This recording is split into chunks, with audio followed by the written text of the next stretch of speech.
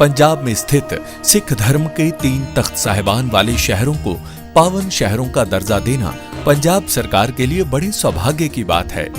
ये शहर है श्री अमृतसर साहिब, श्री आनंदपुर साहिब और तलवंडी साबो। ਇਹ ਤਿੰਨੋਂ ਤਖਤਾਂ ਦੇ ਸ਼ਹਿਰਾਂ ਨੂੰ ਪੰਜਾਬ ਦੇ ਅਧਿਕਾਰਤ ਪਵਿੱਤਰ ਸ਼ਹਿਰ ਵਜੋਂ ਐਲਾਨ ਕਰਨ ਦਾ ਫੈਸਲਾ ਕੀਤਾ।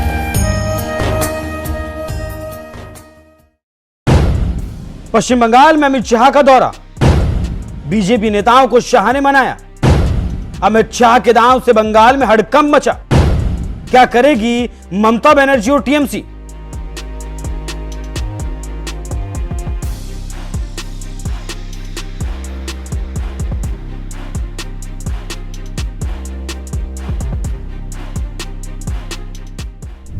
पश्चिम बंगाल 2026 का रण और बीजेपी की खतरनाक तैयारी। अमित शाह ने बंगाल की कमान संभाल ली है और बीजेपी अपने तुरुप के इक्के को बंगाल में उतारने वाली है। खबर है कि अमित शाह बंगाल में डेरा जमाए हुए हैं और राज्य के नाराज नेताओं को मनाने में जुटे हैं और इसमें बीजेपी को बड़ा फायदा भी हुआ है।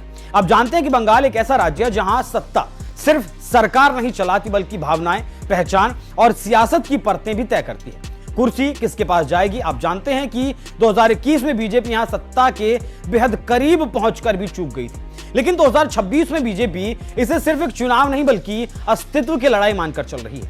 और इसी लड़ाई में पहली बड़ी झलक दिखी कोलकाता के सॉल्ट लेक होटल में, जहां खुद देश के गृह मंत्री अमित शाह बंगाल की सियासी बिसात बिछाते नजर आए। इस हाई प्रोफाइल बैठक में मौजूद थे नेता प्रतिपक्ष शुभेंदु अधिकारी, प्रदेश अध्यक्ष समीक भट्टाचार्य, बंगाल के सभी सांसद, सभी विधायक, कई नगर निगमों के नेता और संगठन के प्रभावशाली चेहरे। लेकिन इन तमाम नामों के बीच एक नाम ऐसा था जिसने सबका ध्यान खींच लिया। वो नाम था दिलीप घोष।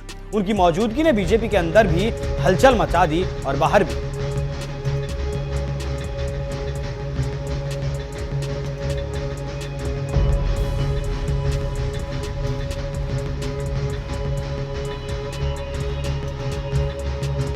आप जानते हैं कि बीजेपी से साइडलाइन चल रहे दिलीप घोष ममता बनर्जी के साथ एक कार्यक्रम में मौजूद रहे, जिसके बाद यह चल पड़ा कि क्या बीजेपी छोड़ टीएमसी में चले जाएंगे। लेकिन सॉल्ट लेक होटल में जो हुआ उसने कहानी पलट दी। अमित शाह ने खुद दिलीप घोष से मुलाकात की और कई मुद्दों पर चर्चा भी की। यह कोई औपचारिक शिष्टाचार नहीं था बल्कि यह एक पॉलिटिकल मैसेज था। बीजेपी अपने पुराने सेनापतियों को खोने के मूड में बिल्कुल नहीं है। यह सवाल बहुत अहम हो जाता है। आप जानते हैं कि दिलीप घोष कोई साधारण नेता नहीं है। उन्हें यूं ही बंगाल बीजेपी का सबसे कामयाब प्रदेश अध्यक्ष नहीं कहा जाता, बल्कि आंकड़े खुद बोलते हैं। 2014 लोकसभा चुनाव बीजेपी को सिर्फ 3 सीटें, 2019 लोकसभा चुनाव दिलीप घोष अध्यक्ष बीजेपी को 18 सीटें, 2021 विधानसभा चुनाव बीजेपी की सीटें पहुंची 70 तक। इसे आप समझ सकते हैं कि बंगाल की राजनीति में दिलीप घोष का कद कैसा है। बंगाल जैसे राज्य में जहां दशकों तक पहले वामपंथ और फिर ममता बनर्जी की टीएमसी का वर्चस्व रहा, वहां बीजेपी को मुख्य विपक्ष बनाना दिलीप घोष की सबसे बड़ी रणनीतिक उपलब्धि मानी जाती है। तो फिर दूरी क्यों बनी?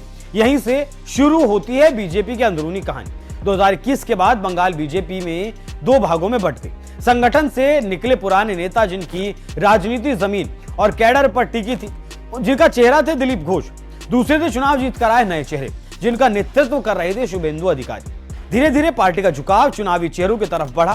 संगठनात्मक नेताओं को हाशिए पर महसूस हुआ और यहीं से नाराजगी की खबरें बाहर आने लगी। ममता बनर्जी का मास्टर स्ट्रोक और बीजेपी की चिंता। ममता बनर्जी बहुत अनुभवी खिलाड़ी हैं। उन्होंने दिलीप घोष की नाराजगी को भांप लिया। एक ही मंच पर दिखना सिर्फ संयोग नहीं था, यह एक राजनीतिक संकेत था।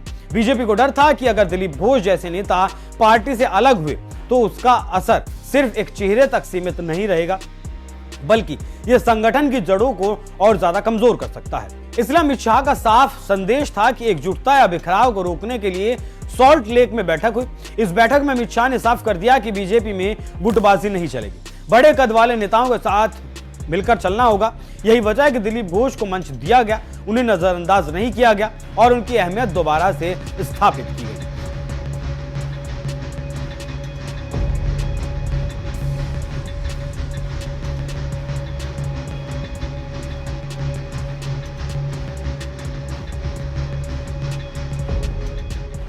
बंगाल की राजनीति को समझने वालों की माने तो यह बैठक दरअसल डैमेज कंट्रोल भी थी, भविष्य की प्लानिंग भी थी।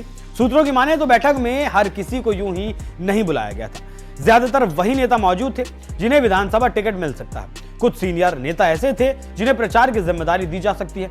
यानी यह बैठक 2026 की टीम का पहला ड्राफ्ट थी। 2026 में दिलीप घोष की भूमिका क्या होगी?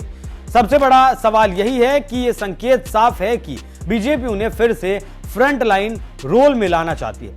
संगठन को साधने में, पुराने कैडर को एक्टिव करने में और हिंदुत्व की हार्ड लाइन को मजबूत करने में दिलीप घोष आज भी बीजेपी के लिए एक ऐसे नेता हैं जो बंगाल की राजनीति की नस पकड़ते हैं। शुभेंदु अधिकारी बनाम दिलीप घोष, यह दोनों का साथ आना। बीजेपी इस बार टकराव नहीं चाहती। अमित शाह की कोशिश है नेतृत्व का संतुलन। आप जानते हैं कि शुभेंदु अधिकारी ममता बनर्जी के खिलाफ सबसे बड़ा चेहरा है। दिलीप घोष बीजेपी संगठन की रीढ़ है और अगर दोनों साथ चलें तो बीजेपी की लड़ाई मजबूत हो सकती है। अगर टकराव हुआ तो फायदा सीधे टीएमसी को मिलेगा। बस इन्हीं सब समीकरणों से परेशान होकर आखिरकार अमित शाह ने कोलकाता में डेरा डालकर सब कुछ सही किया। अब इसी को लेकर कहा जा रहा है कि बीजेपी इस बार किसी भी सूरत में सत्ता से दूर नहीं जाना चाहती, कि सत्ता का स्वाद चखना चाहती है और इसी के लिए सारी ताकत भी झोंक दी गई है। देखना होगा कि इस बात का कितना असर बंगाल के विधानसभा चुनाव में होता है और कितना नहीं। लेकिन इस समीकरण से काफी कुछ दांव पर लगा हुआ है बीजेपी को।